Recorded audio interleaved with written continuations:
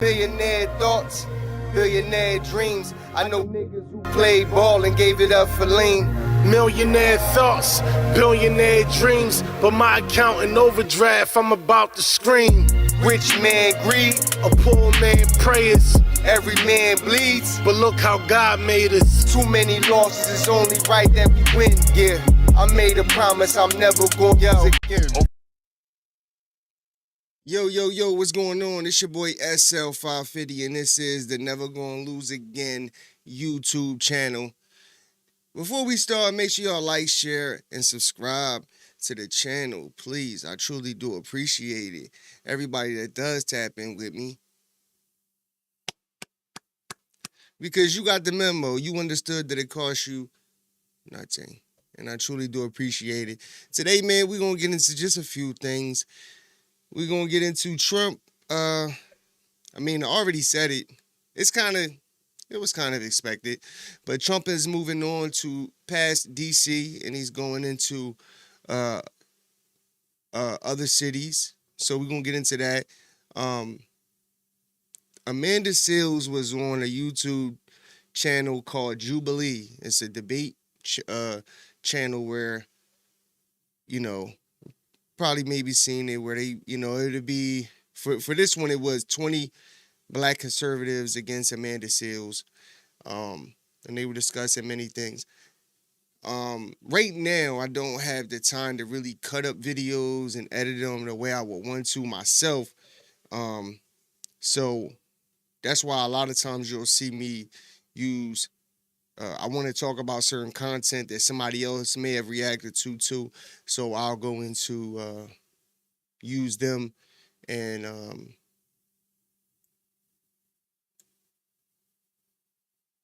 use their their footage that they cut up of the video and react to it. And then last, we're gonna get into a last minute Eagles trade.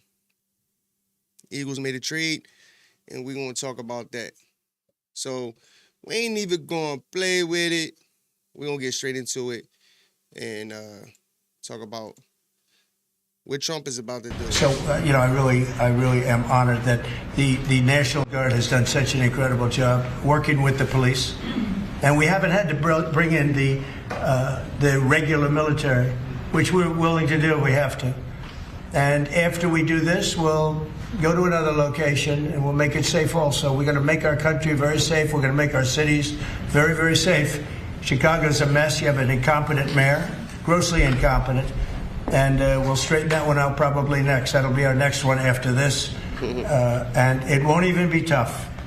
And the people in Chicago, Mr. Vice President, are screaming for us to come. They're wearing red hats, just like this one. But they're wearing red hats. African-American ladies, beautiful ladies, are saying, please, President Trump, come to Chicago. Please.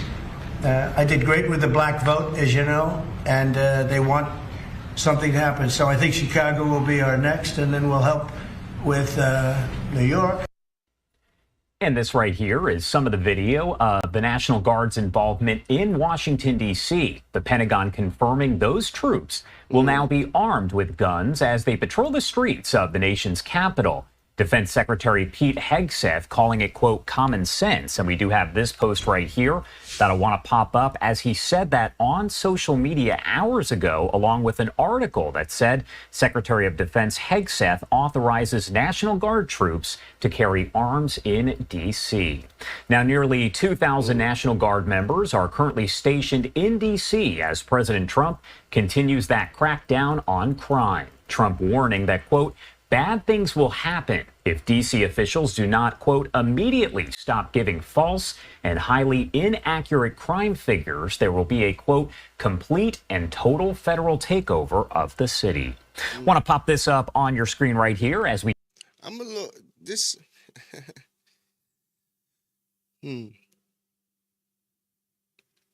This is interesting. At the end of the day, though, they giving them a reason to do this. So people can say all they want, Trump is trying to pull martial law, trying to take over, just many of different things you hear, but crime is out of control, bro. Period. And motherfuckers, just want peace of mind. So I'd already knew that he was going to go to other cities. That's just self-explanatory.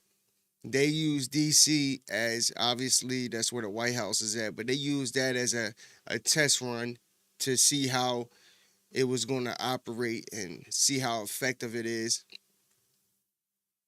The crazy part is that the only way that it can be a long-term effect, though, is if you put more police out there and shit like that. Outside of that, it's gonna go right back to, you know, unless people actually want change themselves for the city and actually want to do something about it, it's gonna go right back to being some bullshit.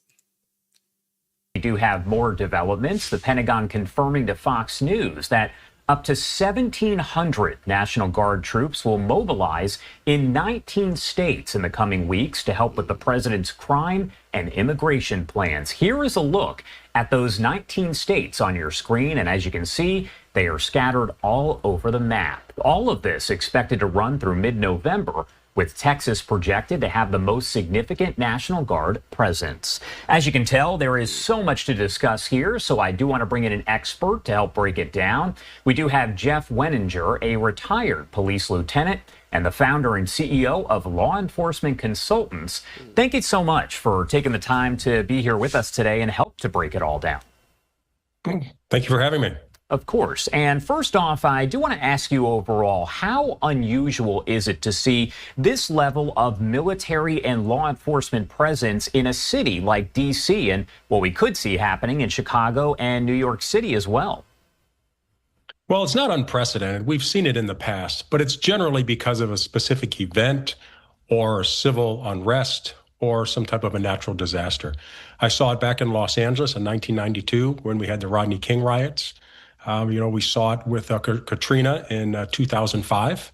And, we saw it most recently in Los Angeles here this spring when we had the civil unrest. So it's not unprecedented. I guess really the question is, seeing the deployment of military personnel for the purpose of policing everyday crime trends, that's unprecedented. Do you think we are going to see, as we see the National Guard deployed to places like Chicago and New York City, do you think we're going to see kind of a similar situation to what we've seen there in D.C.? Will it look pretty much the same? Well, I think to the extent where when you flood an area with resources to address the crime, automatically the deterrent factor is going to reduce the crime. The key is, what is the long-term strategy to maintain a lower crime trends? That's the significant challenge for everything. And it's not a quick fix. When you're talking about crime, it's not a sprint, it's a... What he's saying is 100% right. It's not about, yes, of course, if you put a bunch of police on every block, motherfuckers they're going to close up shop. They're going to close up shop. Niggas going to chill out.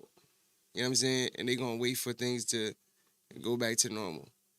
I'm going to tell you this. The only way to actually fix crime and these things that are going on is harsher penalties. And I'm not advocating for that. I'm not advocating for prisons to be worse conditions, but it's comfortable in prison, bro. I'm gonna be honest, especially in certain states. I've seen, cause I know in New Jersey, motherfuckers don't have cell phones in prison. Maybe in other states they might have them. Because I've seen videos of motherfuckers in prison, but they openly, like, they in the yard with the phone. So I know if you in the yard with the cell phone, that means that they got cell phones in the prison. You know what I mean? So that shit wide open. So if it's comfortable in there, people don't mind coming back. because it's regular shit. Even when I went back, I already knew this. I already like caught my TV, my fan, cop 2 fans, one for my stinger so I could cook, you know what I mean, and get my commissary, and I'm chilling. And I'ma just jail. I ain't worrying about women. I ain't worrying about calling home too much. I ain't worrying about none of that. I'm in jail mode. So I already know that's how most people that's used to going to jail thinking. I mean, I've done that. You know what I'm saying? So now, if you didn't have any commissary, if you didn't have any no TV, no fan, no nothing where it's a nice place. You know what I'm saying? Like I said, I'm not advocating for that. I'm just saying that's the only way that you fix crime. But they don't want to fix crime, bro. They really don't. They want to, you know, I think Trump wants to really fix crime, but most of these politicians, they need crime because they need their jails filled up to a certain capacity. They, you know, it's all a numbers thing. You know, these prisons are privately owned. You know what I mean? So they're privately owned, so that means that they get funding, I'm assuming state or federal funding, and, you know, a certain amount, they get a certain amount of money per bed. So they need them beds filled up. You know what I mean? And it's a lot to that, bro. But the only way you truly, when you look at the safest countries and the safest places, it's because they got harsher crimes. I mean, harsher penalties for crimes. Like, harsher crimes. Like, where people like, nah, it ain't worth stealing. It ain't worth doing none of that. You know what I mean? You ain't got to walk into the Walmart in their countries and worry about the whole store being locked up. But like I said, it's deep, bro. It's so deep, bro. But that's the only way you actually truly gonna fix this this issue long term. Outside of that, motherfuckers ain't scared to go to jail, bro. They not. Like, going to jail is like regular shit for a lot of people, bro. It's like, once you go once, it's like regular after that. You know what I mean? That's the only time you're nervous about going to jail, when you ain't never been there. Outside of that, I've seen the whitest of whitest, Spanish, black, whatever, is skinny, tall, fat, whatever. I've seen plenty of people make it in prison. It's not a scary place like people try to make it be. I mean, certain prisons in certain states, now it's a different situation. You know what I mean? Just like some prisons out here, like out here is Trenton State, Northern, Bayside. I've been to Bayside. I wasn't there super long, but it was cool. You know what I'm saying? But I'm gonna stay out the way, nigga. And on top of that, you know, I just know how to move. You know what I'm saying? So I ain't worried about them issues. But, you know, prison is prison, bro. You know what I'm saying? But it's kind of, you know, I'm not gonna say like it's comfortable like you home, but you know, you I'm telling you, if motherfuckers had to survive off them 3 meals that they feed you, and that was it, and they ain't have no fan, and you down in Yardville where it's no AC, no nothing, whatever the temperature is outside, that's what it is in your room. Possibly if like summertime, if it's 100 degrees outside, it's like 110 in your room. Wintertime, it's below zero outside. It's below zero in your room. You in there with your whole everything you own on. If motherfuckers had conditions like that, niggas ain't going back to jail, bro. I'm telling you that right now. Marathon. So from a strategic standpoint and developing objectives and strategies moving forward are going to be the key in being able to maintain lower crime trends. And on that same note, I did want to ask you, when you have such a visible show of law enforcement and military there on the streets, we saw the video just moments ago, how does that kind of impact crime overall? Does it have a real impact as you look down the line when you see all of these folks out there? Do criminals look and say, whoa, I'm going to step back because I see everyone there? Not at all.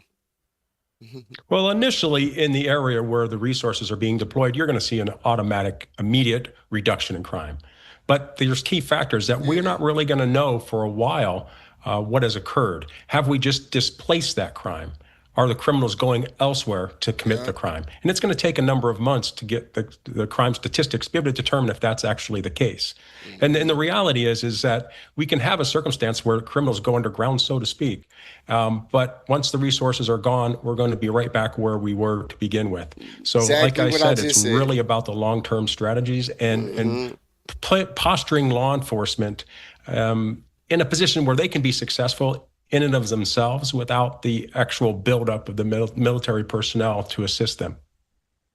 What challenges, if any, could potentially arise when you do have multiple law enforcement entities operating in the same space, like what we see happening in D.C.? You've got the Metro Police as well as the National Guard. Well, primarily you have questions of chain of command. Who do I report to? Who am I taking my orders from? But from an operational standpoint, it can be very challenging. From a logistics standpoint, you have to determine who has the authority to do what. You have multiple entities that don't have the same authority. Then you have to determine the training and experience and expertise of each entity in determining what is the best way to utilize them in accomplishing the goal. And then ultimately, it's about being effective with your communication, being able to communicate up and down the chain of command where people understand what the strategies, the objectives, and the tactics that are going to be used to address these circumstances. Now, the key here is having specific, measurable, attainable, realistic, and timely goals. And the measures of effectiveness over the time period after these deployments occur are really going to be the story that's going to be told. So for me personally, I'm holding judgment until some time passes to see how effective this actually is, because we don't want a short-term solution, we want a long-term solution. And a bit of a difficult question. It's probably tough to answer, but you have people who are all for this. You have the people who are in charge and calling for the National Guard to be there in this crime crackdown, saying this is an example of restoring law and order. You have critics who say it's just too much. So as a former law enforcement officer there, retired, I want to get your take on how you go about separating the political narrative from what's actually happening there. Well, really, you have to be sensitive to the fact that people within D.C. are going to have different experiences. You have a population of just over 700,000 people, but the vast majority of the crime occurs in about 10% of the population.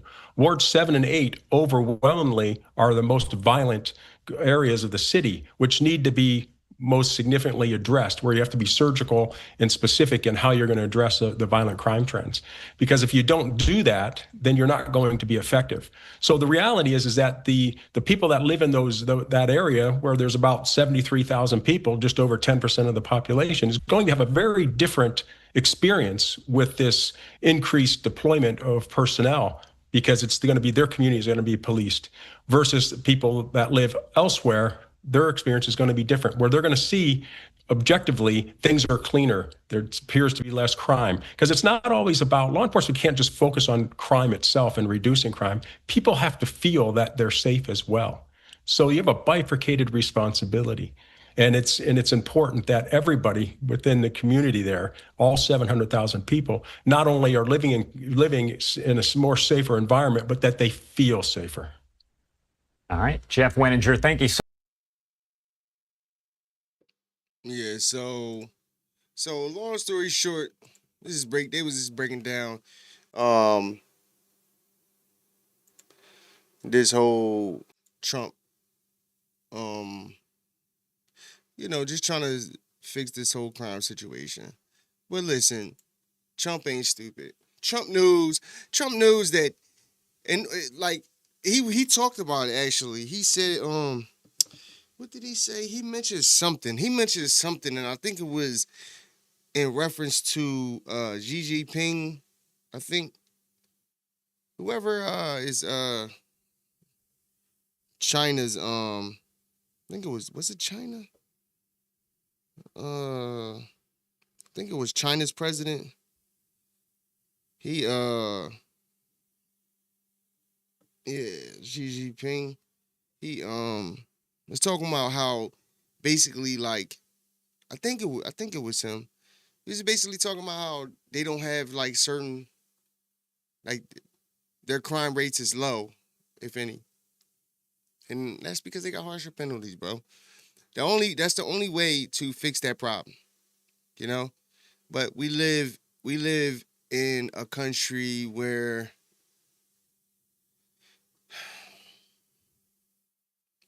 you know, you got the justice system, and then, you know, you got the right to have your day in trial and all of these different things. And if, you know, listen, a motherfucker can murder somebody, and if, you know, if it's certain evidence that ain't able to put that person there, he's gonna get off, you know?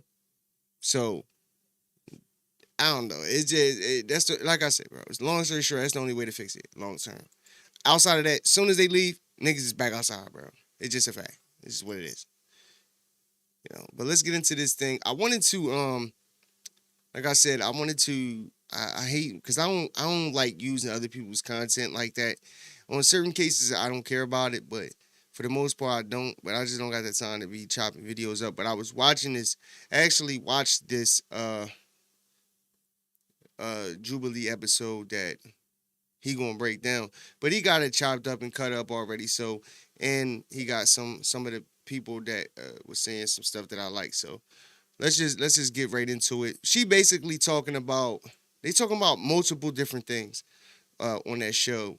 You know, it's a debate show. They talk about this is her going up against 20 conservative people, black people, and they talking about a wide range of things. They was talking about reparations. They was talking about redlining, and just you know, a lot of basically stuff that's going on in the black community. So it was like right up my alley. So I wanted to react to this anyway. So let's get into Welcome back to another episode. Man, the Seals got cooked. Okay, we all saw that. At first I thought it was a cooking show. I thought they were going to culinary art school the way they were cooking Amanda Seals on that Jubilee show. And of course, I'm not just saying this because I don't like Amanda Seals, which is true. I really don't like the way she presents herself. I don't like her arguments. I don't know her as a person. She sounds like a straight dude. She seems insufferable. Yeah. However, she did get cooked. Super her emotional is too. Acted as if she did a good job. Now, she responded to the cooking session, and I'll play that clip here in a minute, but I didn't have a chance to play everybody that cooked her. Yeah. And I think that there were so many people that had such an incredible take on conservative values in comparison to the liberal nut job, which Amanda Seals really is. So I want to play two clips. Yeah, they're not going to be long. I want to play two clips of a young lady. She says that she's not a liberal. She says she's a radical. Same thing. It's the same thing, bro. Like, the thing, when I watched it, it was just, the thing is, you could just see how it's not passion, it's emotion. You know, someone could be passionate about something, but still, like, you know, like she had some okay points here and there, but the fact of the matter is that she did get cooked. She got filleted, for sure. And just because you're loud when you're debating or having an argument, however, just because you're loud doesn't mean your argument is better or that it makes your argument better. And that's kind of what she was doing. Moments where she felt like, I wouldn't say losing, but just it wasn't going good. She just automatically just started yelling and I can be loud too. But the whole thing of it is, it's just not, the way she speaks is not ladylike at all, you know.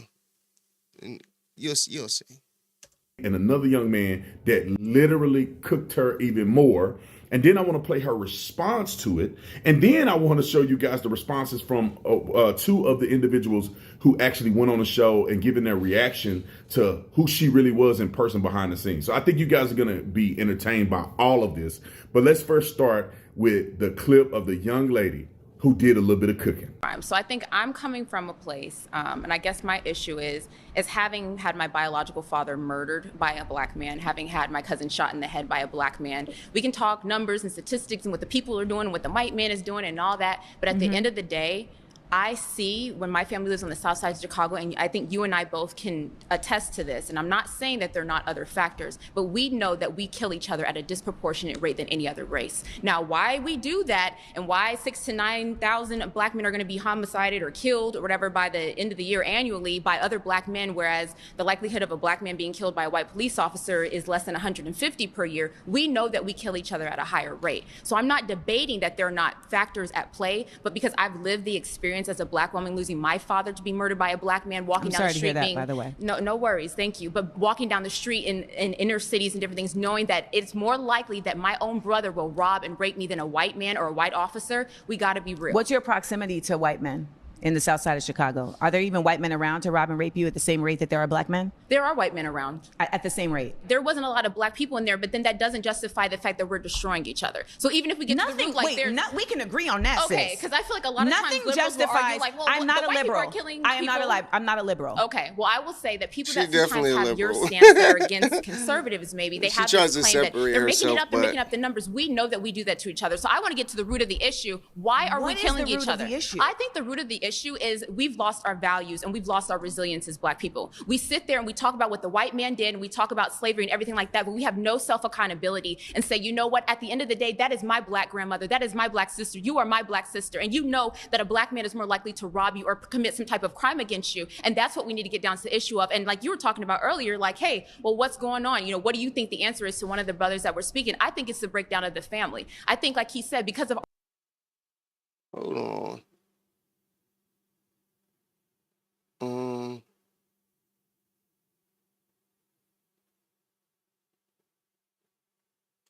I got a warning about. This joint should be good. Hold on. Because they'll shut your video off for certain things. But this is, Well,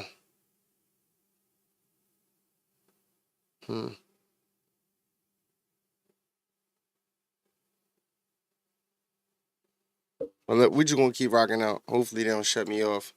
Our poor choices. And what happens is we look at domestic violence, for example. When domestic violence, women or men are even attacked, what is the first thing we say? It's like, you know what? It's not your what? It's not your fault. So that's what we do. We hold on to this narrative that, well, it's not our fault and the issues in our community are not our fault and the white man needs to give us something. The old white lady down the street is looking at me and I don't know why she got braids in her hair. And we focus on all these other stupid things that don't matter. We don't get to the root of the fact that we're killing each other at a higher rate than any other race. It is self-hatred amongst That's us. just I a believe fact, bro. that we can do that. That we, my mom's cousin, excuse me, coming from the church parking lot, and guess who stuck her up and robbed her at gunpoint? A black man. I need you to get to the point. Like, so my I can point respond. is that no, and I'm not trying to be funny. Unless, like you said, we're gonna keep it respectful. Yeah, so but you're monopolizing the whole conversation. I'm We're not trying. being Okay, I'm able gonna let to- you speak, but let's not. I thought she had a lot of incredible things to say, and I think she make a valid point. Like, why don't we take accountability and say, no, it's our responsibility for our communities to be better. It's our responsibility to reinvest in our communities. It's our responsibility that we're teaching our young people to hate each other. We don't have to kill each other at the rate in which other people are, because white people kill each other at about 80%, and we kill each other like 98%. And we kill more white people twice as much as white people kill black people in this modern era. So why is that? Let's take accountability. Let's take some type of inventory.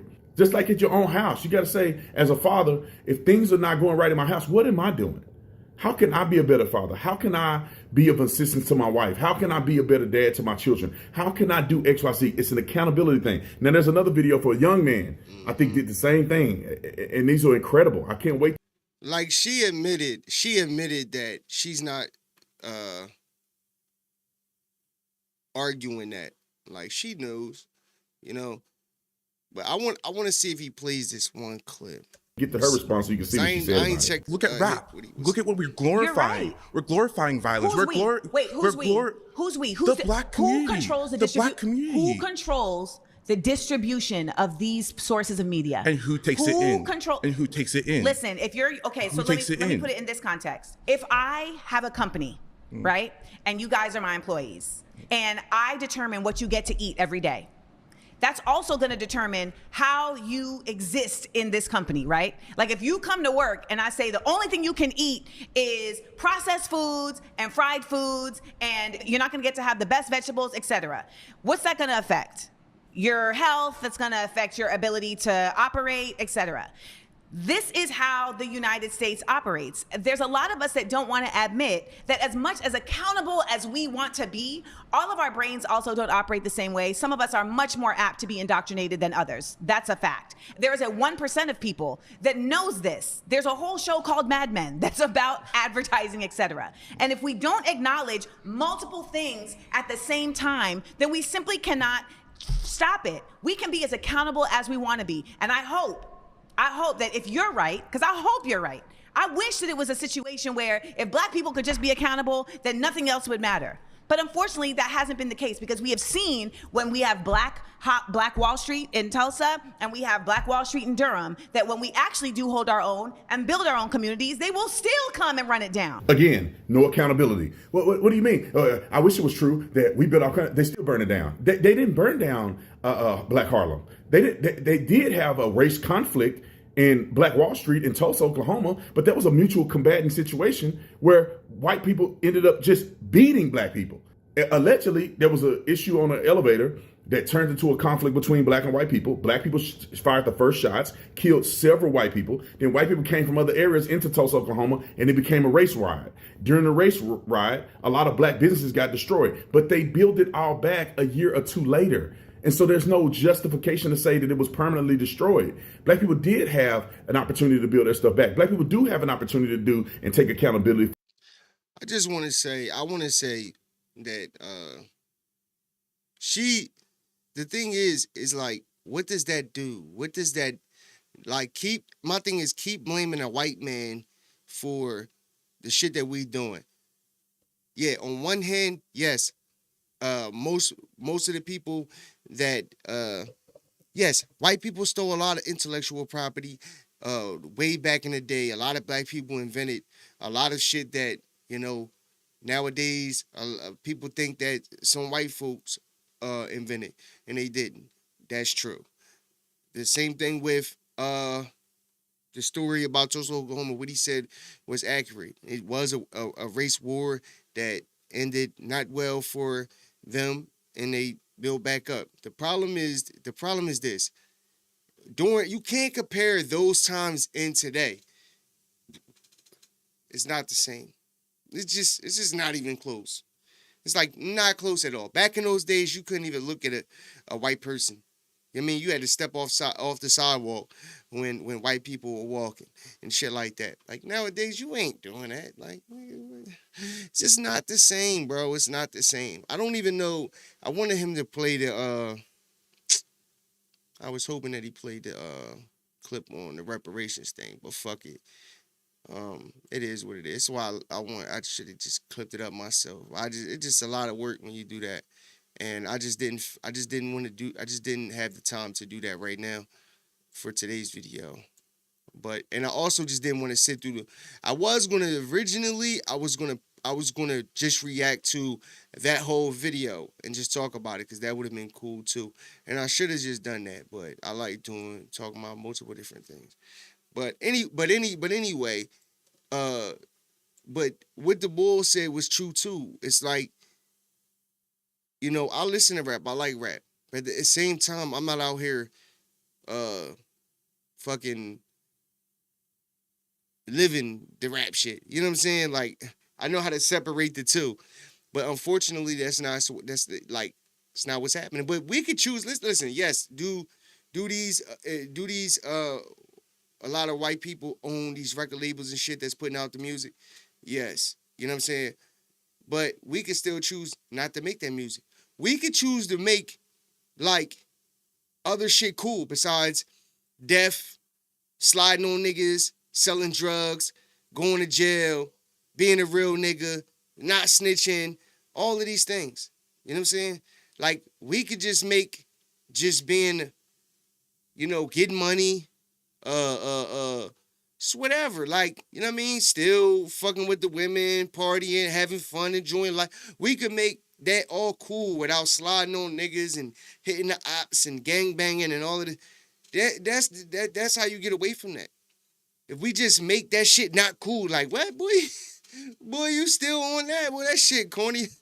Oh, yeah, that boy a loser. You know what I'm saying? Like, that's how you do it. Like, just simple.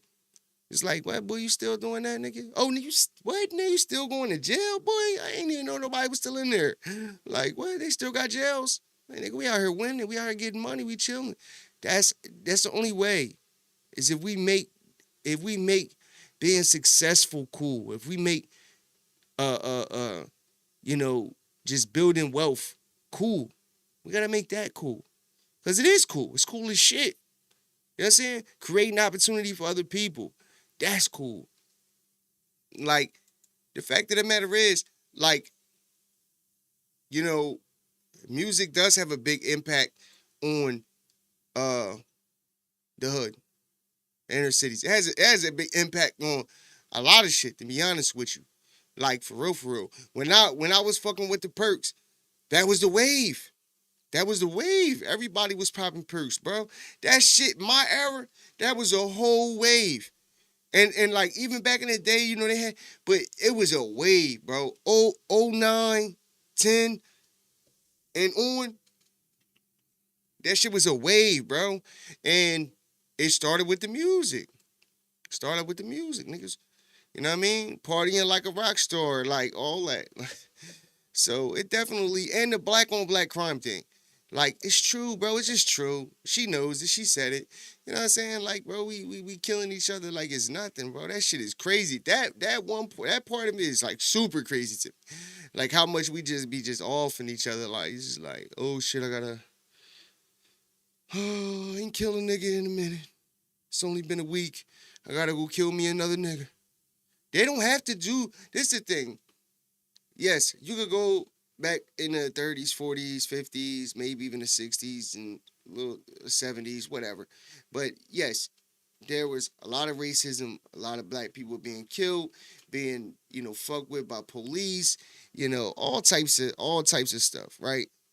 But they don't even have to do that no more. They put the drugs in the city. They did things to where now, like, they could just sit back and be like, damn, we don't even gotta kill them no more, man. We got them killing each other. Like, that's vicious. That's deep. When they could get it to a point where motherfuckers, they don't even gotta oppress you. You're like, we oppressing each other. Just what it is, bro. I seen niggas wait till niggas came home from prison and knock their shit off the moment they got home. You know what I'm saying? Like, this how vicious this shit is. This shit is crazy. And I've seen so many niggas die. Like, I'm talking about over the smallest shit, bro.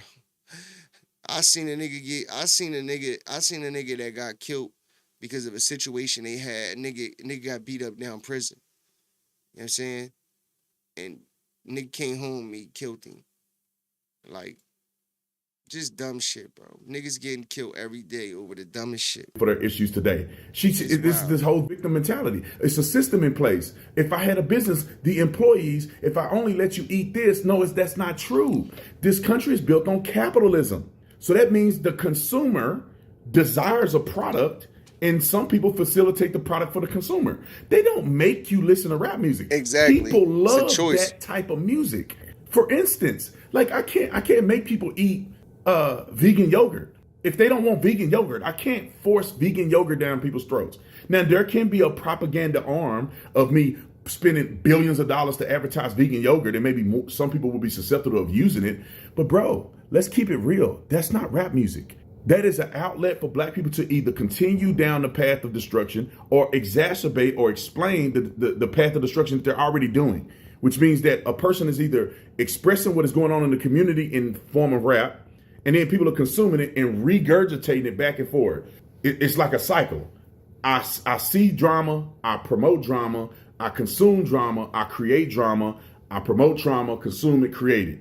And all the people at the top of the industry is doing is saying, I have the financial means to put Lil Yachty out there and make Lil Yachty go as far as the people want him to go. I can get you, they like you, Lil Yachty. I can pay for Lil Yachty to get on a stage in a concert, and I'll make money off of people loving him. Let's put this in perspective. Like, we know that people of our color perpetuate this violent theology, but we're not the biggest consumers of the violent theology, to be quite honest. White people consume it, but they don't have to be connected to it. That's the biggest difference. They listen to it, it's entertainment to them.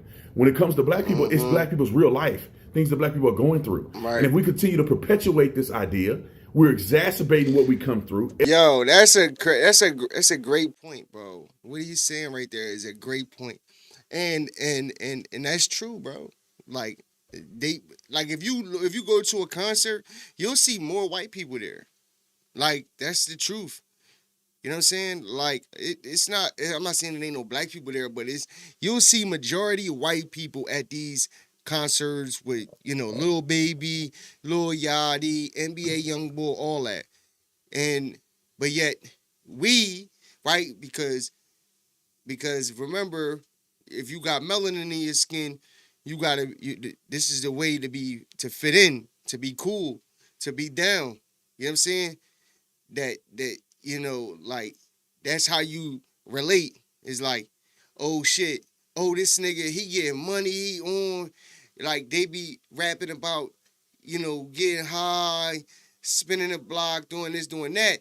They rapping about it, even if this may have been their experience before, or maybe not. Maybe they telling their family story or something.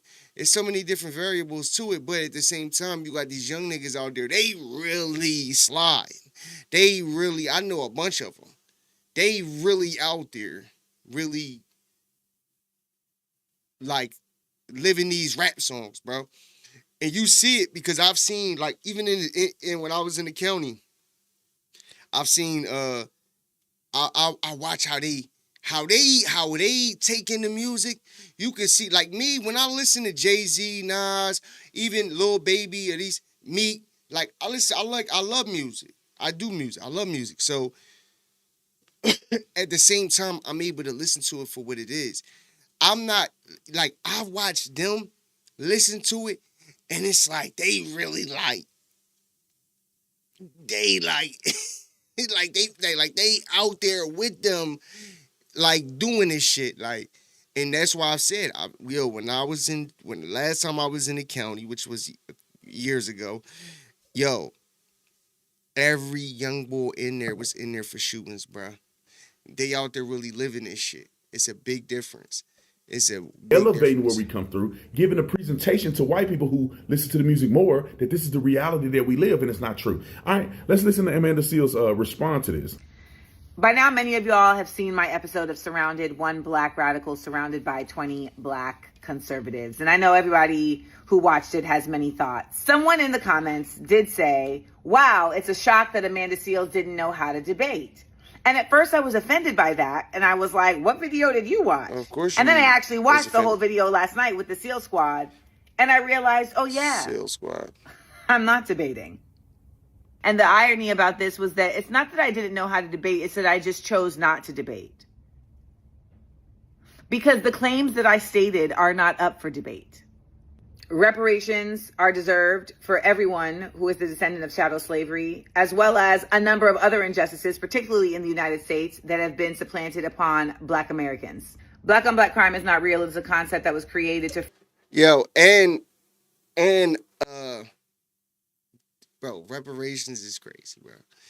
That shit is dumb. And if you go back, right, you should go back and watch the actual episode of it. It's like an hour or something, if you got time. When one guy brought up, when they was talking about reparations, one guy brought up the argument that I have, which is, if you're going to blame white people for slavery, which, okay, I understand. Not white people, but white people in those times, right, for slavery, you got to blame Africans too, because Africans sold Africans. It's a fact. I showed you the video, but it's just a fact. It's just a fact. If you think for a second in those times that Africans were that weak, that they just let motherfuckers just roll up to their continent and just take their people, You're bugging. You're bugging. They can paint the picture all they want. Oh, we had better military weapons than them, and we were able to go over there. Okay. No, them niggas was in on it. They let them, they sold them. They had black people go catch them niggas. And I showed you the joint of Roots, which was based on a true story of Kunta Kinte and his family bloodline. You know what I'm saying? Chicken George and all that stuff. So it's was literally in the movie. Like it's not a secret. It's out there. But when he brung it up, she tried to just slide right by it like it was nothing. But that kills reparation. It just kills it. You know what I'm saying? Plus, what does it do? What does it do? If you gave everybody $100,000 right now, it did nothing. It does nothing. It's gonna go right back to the same people. It's like, it's not, bro. It's not going to do anything. I watched motherfuckers not too long ago, right? Probably what, 6-7 years ago. It was a whole thing with this whole fake unemployment scam thing, but niggas was coming up. I'm talking about 30, 40, 50,000. You know what I'm saying? I was locked up at the time, but I knew people that was doing it, and they was really getting this type of money. And I was telling my one bull, like, yo, bro, don't be like the rest of them niggas, man. You know, I'm not encouraging them to. I just know niggas, and I know they're gonna do it anyway, right? But I'm like, bro, don't use your name, bro. I'm telling you, if you listen, I said, bro, if you think that the government is allowing uneducated goofies to scam them, you're bugging. This was a way to put money back in the economy because they knew that they was gonna get it right back. And on top of that, also, we can go after people for scamming the government. Now you owe them tens of thousands of dollars. It's a win-win for them. Bro, listen, bro. These motherfuckers play 3D chess, nigga. 3D chess. You thinking for a second, nigga, that these motherfuckers let you scam them, and these motherfuckers is so smart that they found this way to scam, you're bugging. This was I believe this was happening right around COVID, if I'm not mistaken. Like, bro. But I told him, I said, bro, don't be like it. I'm telling you, bro, niggas is gonna be popped, bro. Niggas is gonna be spending that money. It's gonna be over.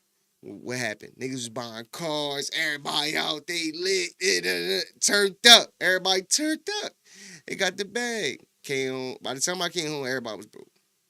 Everybody was down bad. Niggas sold their cars that they had, all types of shit. Like, so, bro, it's gonna be the same thing with reparations. You're gonna give a bunch of people who's uneducated, don't know how to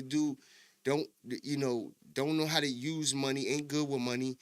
Cause that's just the truth, bro. Niggas is broke, bro. They just gonna take that money, but they're gonna buy a chain, they're gonna buy maybe a couple chains, they're gonna buy a car and some clothes.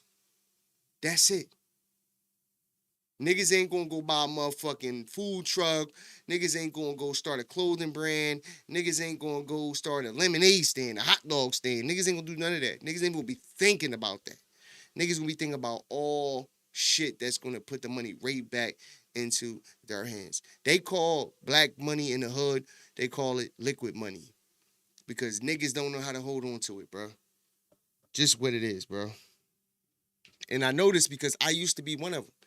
I used to hustle. I was getting a couple dollars, and I had that mentality of fuck it, because I'll make it back tomorrow, which I did, but that was beside the point.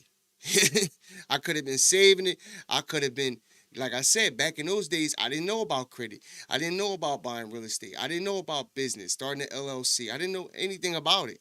You know what I'm saying? I was still, like, uneducated. You know what I mean? But I'm telling you, bro, reparations is a no-go, number one. They're never going to do it. And on top of that, we got to pay for it. Because you're going to use,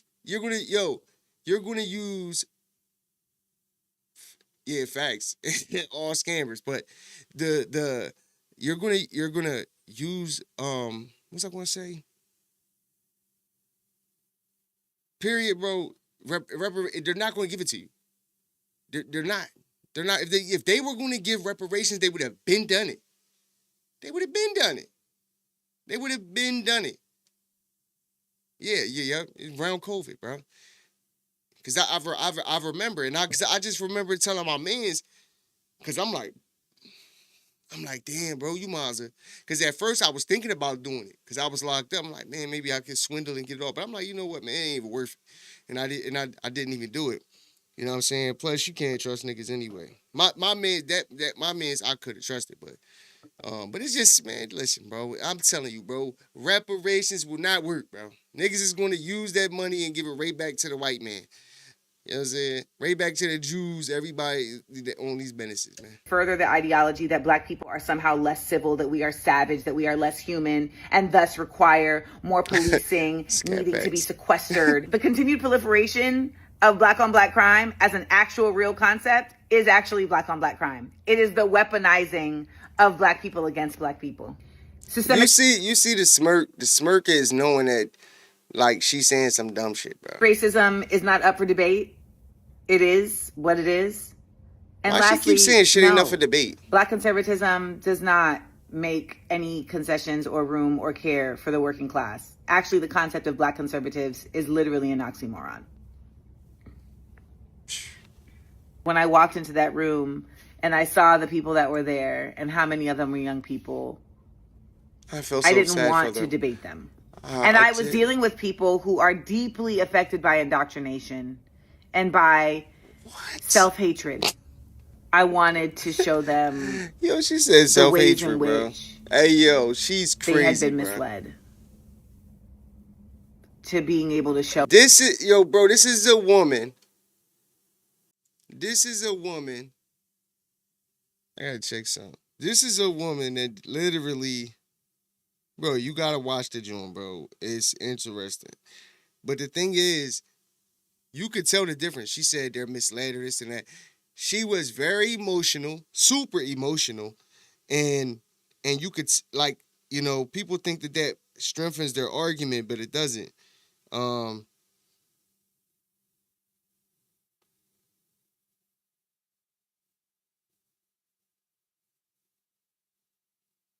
So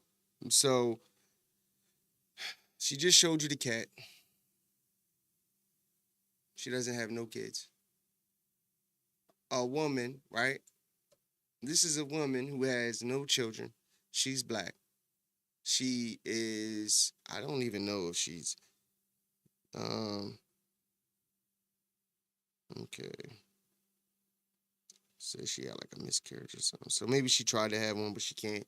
So I don't even want to discuss that because it's kind of like, I don't wish that on her, at all. So I'm going to skip that one.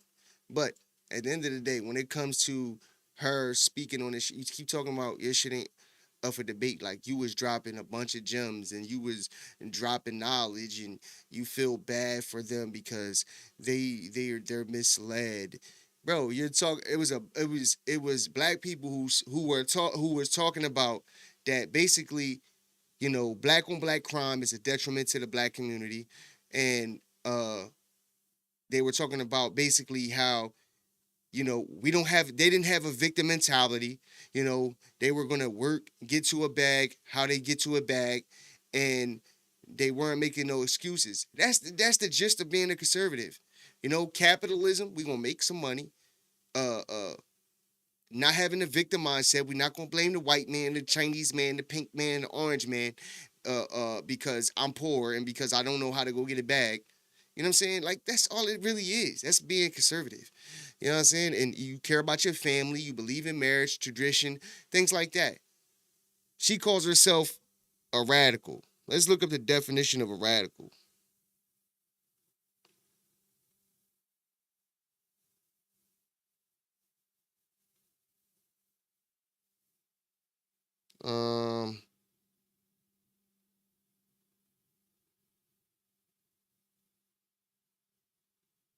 Okay. So it has a few definitions, but the first one says, especially of change or action relating to or affecting the fundamental nature of something, or thorough. Second one is advocating or based on thorough or complete political or social change, representing or supporting an extreme or progressive section of a political party. So basically, it's just saying that she's extreme. Whatever. Who cares? Well, she's definitely a liberal. She definitely voted Democrat for sure. Show up for themselves and for their people. And of course, they're only a portion of this project. The true audience is not who you're debating, but who's watching. And they all said you got cooked. Trying to get information and concepts to them that are being actively impeded. And that felt far more valuable than just being right. I don't know what's worse. Her actual performance at this debate or challenge or conversation, or her response to it. She's doubling down on stupidity. Yep. You know, this is one thing that's regular, very, bro. It could be. Well, I'm honestly, bro, that's just a woman, bro. I'm just being honest. It's no disrespect to women. It's just a woman, bro. It's like women, they like a woman to be dead wrong. She knows she wrong, but she still gonna act like she right. And then on top of that, it ain't even like she gonna sit back and think about it and be like, you know what, yo, I was wrong and I want to apologize. And no, they just gonna keep saying that shit. They don't give a fuck. I'm past the point of being a baby, like a baby Christian. I'm past the point of being a baby conservative, right? I'm sick of these people. Like, I think some of these people will never grow up. But there are people that are on the fence that if they heard Amanda Seales debate and they heard the other black conservatives, they may be like, oh, wait a minute, they actually do make points. Or maybe some people agree with Amanda Seales. But the fact that Amanda Seales cannot see through the bull effery that she's propagated in her mind is beyond me. I mean, just think about this for a minute. She literally, out of all of those conversations, she took nothing from it. She don't think there's anywhere where she can improve in what she's saying. Mm-hmm. And she claims that every black person from chattel slavery deserves reparations. Well, you know, you guys have been waiting for reparations for hundreds of years now. Yeah. Like, at what point are we going to say, we need to now find a different path than expecting this check to come out of... Yo, and on top of that, what about the black people that own slaves too? I think somebody mentioned that, if I'm not mistaken. Did somebody mention that? Did somebody mention that in that joint? I don't know if it's called Jubilee or Surrounded. I think it's called Surrounded, but it's on the Jubilee channel. I'm not sure. I don't know. One of the either way, whatever. But I'm trying to think. I think somebody might have. But like, what do you say to that? Not like there were free black men who had slaves, bro. So do the descendants of their family need to pay reparations too? I don't, like, it's never going to happen, bruh. It's just never going to happen. But like, what are we talking about? It's going to somehow revive our existence.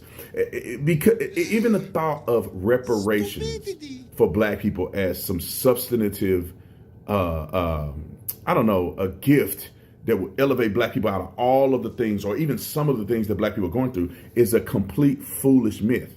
Because wealth is not cash. And let me explain what I'm saying. Just because you have $100,000 in your bank account does not make you $100,000 richer. And the reason I say that is because a person can go right now with $100,000. And if we gave every black person $100,000, that'd be like $40 trillion. So, you know, I think I did the math on this. Maybe it's not 40 trillion, maybe it's 4 trillion. If you give every black person $100,000, you go and buy a new car. That's $30,000 to $50,000 right there.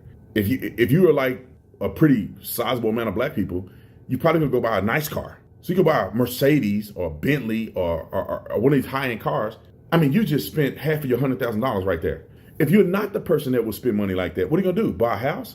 If you don't buy a house, you're not managing your $100,000 properly. So you have to invest in something. Right. You either, as a black person, for reparations to make sense, every black person needs to have a financial advisor that invests their $100,000 that they get from the government. Because being a consumer with $100,000 is not going to help you do anything greater than where you already are presently at. You give some money to your family members, you go to a nice vacation, you done spent $30,000, $40,000 right there. That's in the first 30 days you didn't have the money. And $100,000, like I said to every black person, like $4 trillion. We can't even afford to do that anyway if we tried. So regardless of that, she's a completely a nut. So there's two other clips that I want to show you guys if you want to stay tuned. ABL responds to his experience arguing with Amanda Seales or doing a debate with Amanda Seales. And the other young man, I don't know his name. If y'all find his name, put it in the comment section. But he also explains, a little bit about his experience with Amanda Seales. And I think it was pretty interesting. The truth is, in my Amanda Seales debate, she was the worst Jubilee surprise guest probably that they had. She was the stereotypical black woman. She was angry. She was nasty. Yep. She threatened to have people removed off. There was one black conservative who's known who was removed because she yelled at people several times. She threatened about 5 or 6 times. She was a diva. 6 or 7 times she threatened to leave. Now, I'm thankful for the opportunity. Thankful for getting to sit down with her. I respect her for what she's accomplished. But as a person, I have no respect for her. She definitely was bugging. She was very disrespectful to me because I believe I destroyed her in my first to start off, and she didn't want to talk to me again. And I wouldn't want to talk to me because she can't beat me in a debate. A real debate where she's not yelling, she could not beat me because the facts are on my side. I don't care how much they lie and try to act like they aren't. I love black people and I love myself.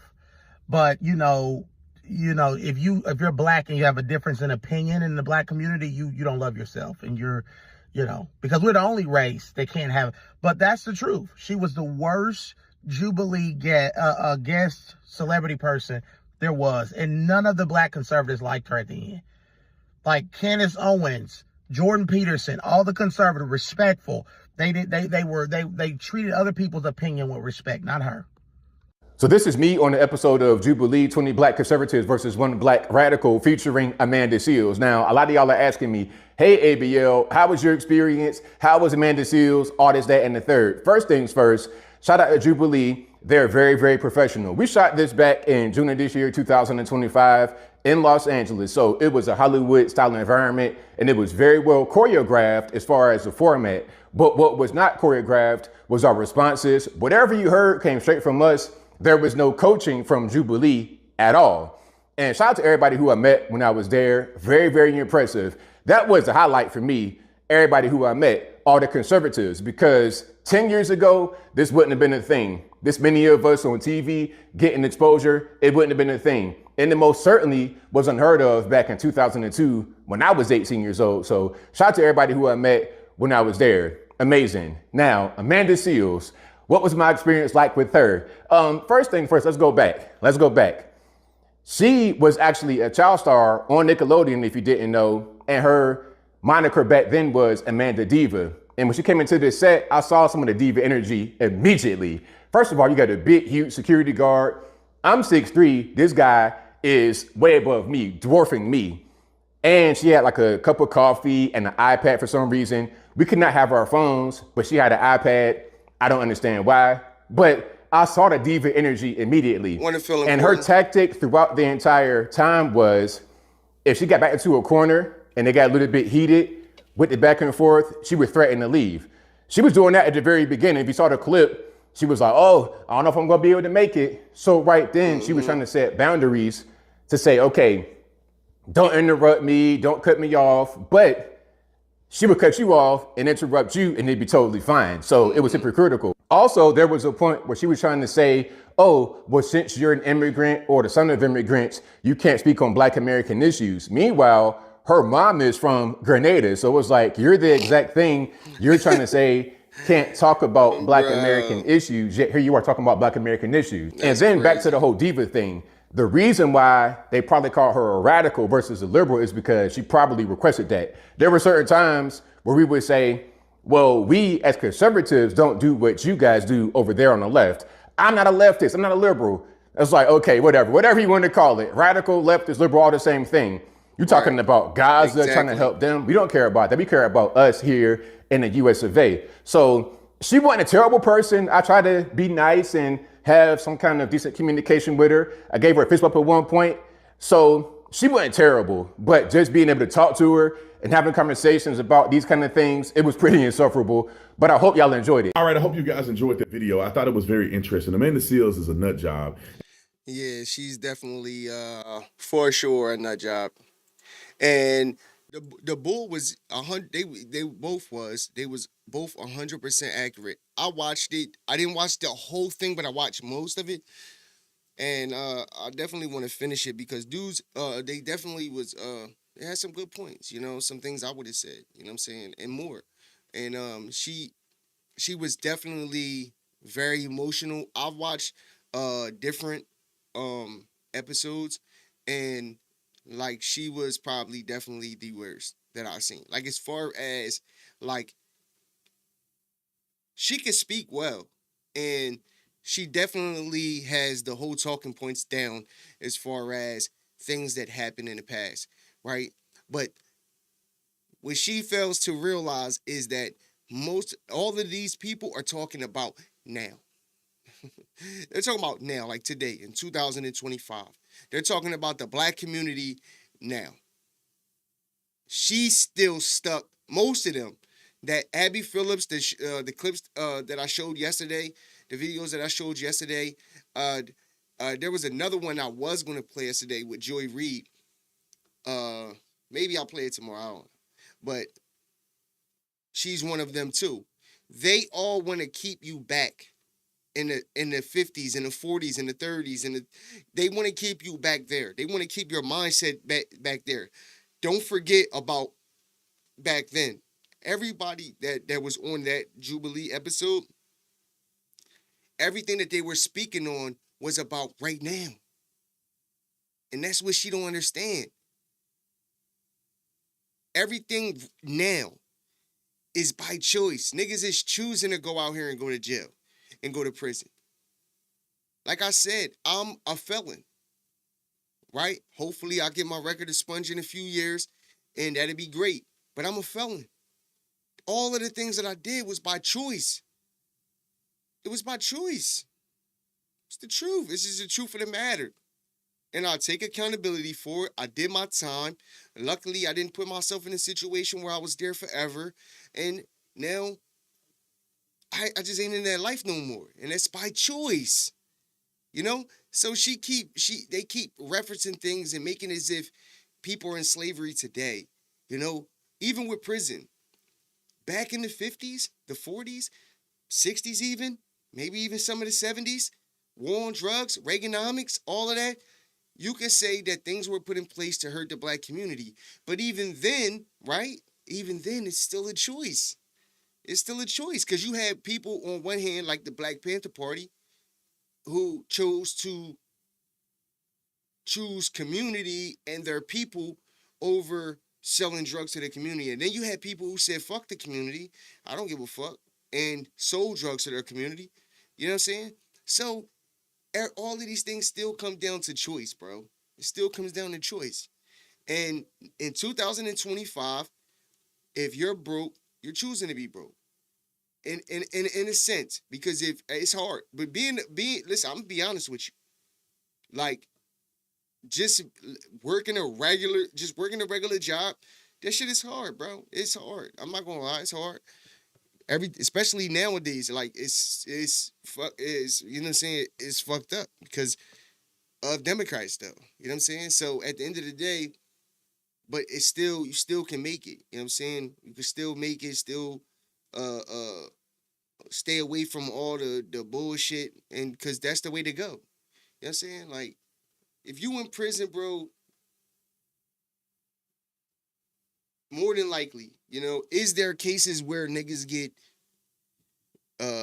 wrongfully stopped or get mistaken identities or certain just fucked up shit? Might have had a racist cop or something. Yes, but that's just not happening every day, bro. Most of the people that are going through the prison system are there because they committed a crime, bro.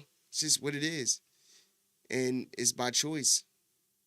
But let's get on to this last segment about the Eagles making some last minute What's up, guys? moves. Thomas Mott here. Welcome into a Sunday kind of breaking news show. I'm at church, and then I get the notification that Philadelphia has made a trade for a quarterback, and Josh, of course, is at a CrossFit competition, so just me here for a quick update. Giving you guys my thoughts on why Philadelphia would trade for yet another quarterback. Remember, they did the whole quarterback stuff in the offseason, DTR, Kenny Pickett, and now right before the cuts are happening tomorrow, there was one cut made today, Philadelphia's out there again making some moves, and so I figured I'd jump on here, answer some questions, give you guys my take on what's going on with Tanner McKee's hand, and then, of course, why they would want to go ahead and grab Sam Howell. So first off, just so people are joining in right now, we know what's going on. Here is the official trade. You see it up there on your screen, and the Philadelphia Eagles have officially sent a 5th-round draft pick in 2026 and a 7th-round draft pick in 2027, and that is for, of course, Sam Howell. And then, of course, give a 6th-round draft pick back as well. Sam Howell's on a very cheap contract. You see it right there, $1.1 million. Nothing crazy here, so not much in terms of a cap hit for Philadelphia. This move has a couple of ideas and a couple of options, the first of which I think has to do with Tanner McKee's health. Now, I'm going to show you an update from Mike Garfolo here in just 1 second where he's saying that Tanner McKee is just fine, but I would argue that it's not necessarily a as cut and dry as people are saying. As I get the chat loaded up here, make sure people can see everything, what's going on. And so, yes, cuts are happening tomorrow. Josh is out of town. He comes back tonight. Either way, thoughts here on Sam Howell. First off, Tanner McKee is not as healthy as everyone is telling us. And let me prove that to you by showing Mike Garfolo's tweet here. This is the narrative they want you to know. Tanner McKee's finger injury, which we know happened, that's why he hasn't played in the preseason game a couple of days ago, isn't expected to keep him sidelined very long, and he won't land on injured reserve. As Commander reported, the Sam Howell trade was more about added depth than a short-term injury issue for Tanner McKee. Now, Tanner McKee is not going to go on injured reserve, so he's not going to miss the first 4 games of the season, but he's likely going to go ahead and miss at least week 1. And so Howie Roseman, after watching preseason, they clearly are not high on Dorian Thompson-Robinson. He will be cut maybe today, likely tomorrow. They clearly wanted to make sure they had a legit backup for week 1 against the Dallas Cowboys in case the worst were to happen with Jalen Hurts. Obviously, hopefully not going to happen, but let's say Jalen Hurts went down week 1.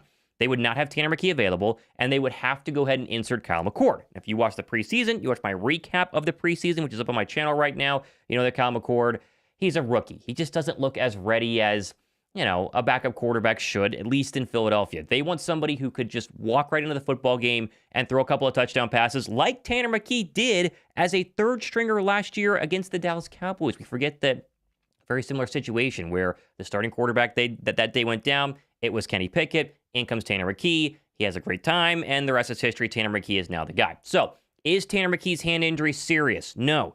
Is he going to be ready for week 1? The answer is also no. And so Philadelphia looked around the National Football League, and they wanted an experienced veteran. And Sam Howell is that. We forget that Sam Howell, at least first the Philadelphia Eagles, whenever he was the starting quarterback with the Washington Commanders, pretty good. I mean, I had the stats pulled up. I don't see them right now, but threw a couple of touchdown passes to Jahan Dotson, and overall has proved himself to be not a legit starting quarterback in the National Football League, but a decent starting quarterback in the National Football League. And so now you got to get him in the building and get Sam Howell up to speed as quickly as possible. That way, if you needed to play, less than 10 days from today, he's going to be good to go in an emergency situation versus the Dallas Cowboys. What will happen with Kyle McCord, I think, is pretty simple. I think Philadelphia will go ahead and release him tomorrow or Tuesday, whatever, you know, they want to do it early or do it by the deadline on Tuesday. Then they will try and re-sign him back. And if you're Kyle McCord, you're likely want to come back to the team that drafted you. You've had an entire offseason learning with the quarterbacks. They want Kyle McCord in Philadelphia. They just don't want him backing up week 1. Howell, you get him ready to go, emergency situation. Then what gets interesting, and I'm curious y'all's thoughts down below in the comment section, what do you do once Tanner McKee is back and healthy? Because just traded for Sam Howell. Do you then release Kyle McCord? Do you cut Sam Howell? Do you try and trade Sam Howell? I know a lot of people are saying trade Tanner McKee. I don't see Tanner McKee being traded at all here. This, to me, is simply Tanner McKee's hand is not as healthy as people are telling us right now, and Philadelphia wanted some additional help behind him. So let's go to some comments here. Everybody in the chat, be sure to go ahead and drop a like. Yeah, man. So, hold on. I want to see something. Out of the pocket. That kind of indicates to me that, 1, he can't use it right now, and 2, probably a little. Of course, this all comes because Mike Garfolo is saying that Tanner McKee has an injury that is not expected to keep him sidelined for a long time. I wanted to see if you, IR, which, you know, they could lie. They could do that tomorrow. So basically, the Eagles went and got Sam Howell. as a backup. But Tanner McKee has been looking really good, and so he's more than likely going to be the guy for that backup position. But like, oh man,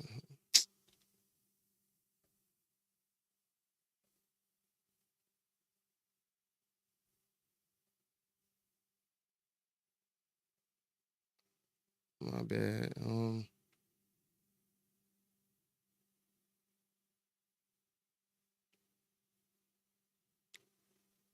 Yeah, but basically, like Thomas Moss said, like they could be using them for week 1. But I don't know though, man. Cause Sam Howell, I mean, Tanner McKee looked really good, but when I'd seen glimpse, because he did start at one point in Washington, but started falling apart. But he definitely had some spots where he looked it good. But now they got Jalen Daniels, and I think after that he went to Minnesota, if I'm not mistaken. But also the Eagles had traded Jaguars.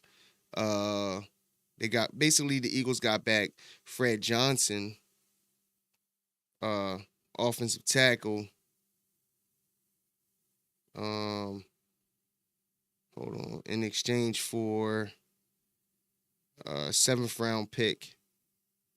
So we got an offensive lineman back. So that's good. And so Howie be busting moves, bro. Howie don't be playing. I really just wish though, honestly, on some Eagles news, I really wish we would have went and got I would like a Stephon Gilmore, or I'd rather like Asante Samuel Jr. I would have really liked to get him. Jalen Ramsey went to the Steelers. That would have been. I would have loved to get a Jalen Ramsey, bro. That would have been great. That's what we need. We need one of them guys. And that's what's up, man. Just happened to be on Facebook. I seen somebody that from back in the day when I used to be fucking with the pills and shit. He was another guy who was fucking with the perks and shit like that, and was fucked up at one point. Now doing real good. So I don't know. It's so random. It's like off topic, but it just made me smile and shit. You about to have another baby and shit. I love seeing niggas come up out of that, man. You know what I'm saying? But yo, shout out to the Eagles making big moves last minute. Season start on the 4th against Dallas. Shit about to go down. Shit about to be. I can't wait. I can't wait because the preseason blows my shit, because the preseason is like it's like it make me mad because now we don't even play our starters. So yeah, they're out there practicing and all that, but the end game is important. They should have, at least for the last game, had Jalen and them go out there for a series. Just for a series, that's it. Just to get a little, because I feel like even though you practicing and you're still with the team and all of that, you're still getting these reps in, just having the crowd, being in the arena, just that whole atmosphere, just getting out there, throwing a couple balls, Saquon getting a few runs, nothing crazy. Just like I said, like a series. You know what I'm saying? 4 down, ain't about nothing. You know what I'm saying? I would have loved to see that, because now they go out. I'm hoping that they go, they still, ain't rusty from not playing in the preseason at all. Like, I think we should at least play. Like, I get it, not risking the injuries and shit, but come on, bro. God damn, we at least should get a series. I mean, but I can't wait. This shit gonna be really fun. But yeah, man.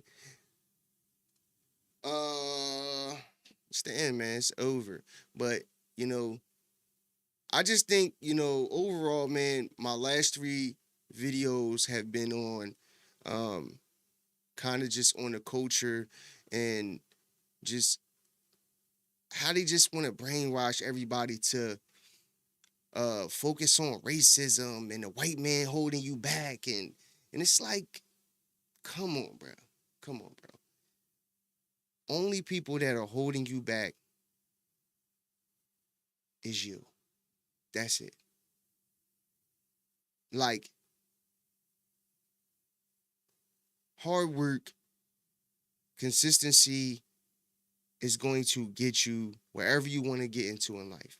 And also knowledge, getting the knowledge. When I speak on education, it's not necessarily, you know, you know, I, going to school.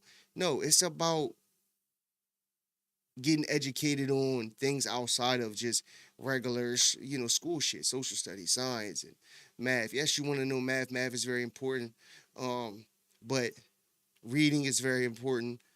But I'm talking about getting educated in business. That's things I'm into. I've been into for like the last 4 or 5 years now. Business, learning about business, learning about credit, just learning, just trying different shit too. Like, it doesn't mean that it's gonna work.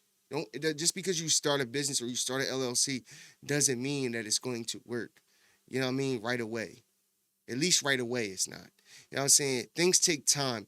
The one of the biggest things that one of the biggest gems that I've gotten was from my step pop. Rest in peace to my step pop. He gave me game on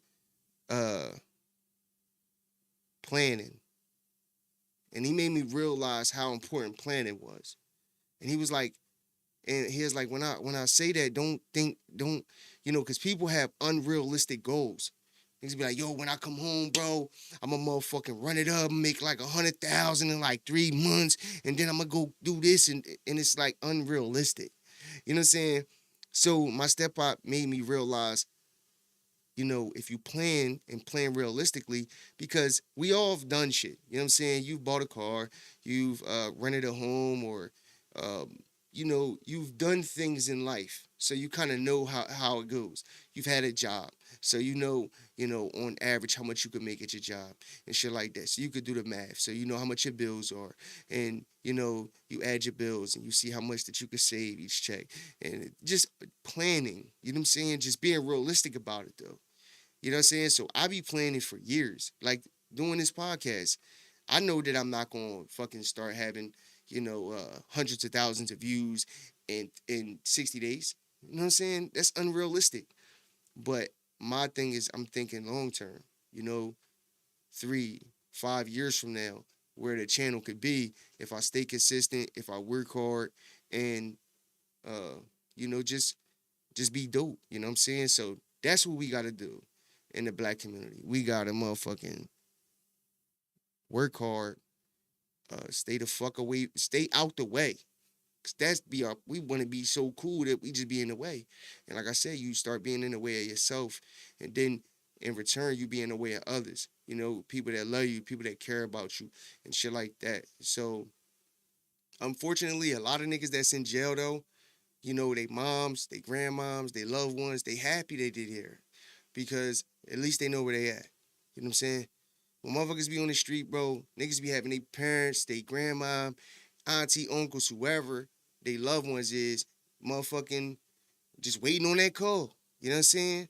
That you either overdosed, got killed, whatever. You know what I'm saying? And come on, bro, that ain't no way. There ain't no way for us to live, bro. We can't keep living that way. It's nothing positive that comes out of that. So, you know what I'm saying? We need to start motherfucking building each other up and get away from blaming a white man and all that shit. We know the history. It's nothing wrong with knowing the history, but to dwell on it and keep, saying, oh, I'm broke and I'm fucked up because of the white man. The white man did it to me, and it's like, come on, bro, stop. You know what I'm saying? But anyway, man, this your boy SL550. This is the Never Gonna Lose Again YouTube channel. You know what I'm saying?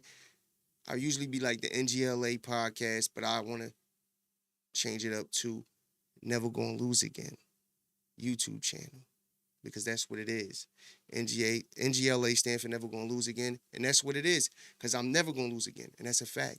I done lost too much. It's only right that I win. You heard? So this your boy, SL550. Until next time, I'm out. Millionaire thoughts, billionaire dreams. I know niggas who played ball and gave it up for lean. Millionaire thoughts, billionaire dreams, but my account in overdraft, I'm about to scream. Rich man greed, a poor man prayers. Every man bleeds, but look how God made us. Too many losses, it's only right that we win. Yeah, I made a promise I'm never gonna lose again.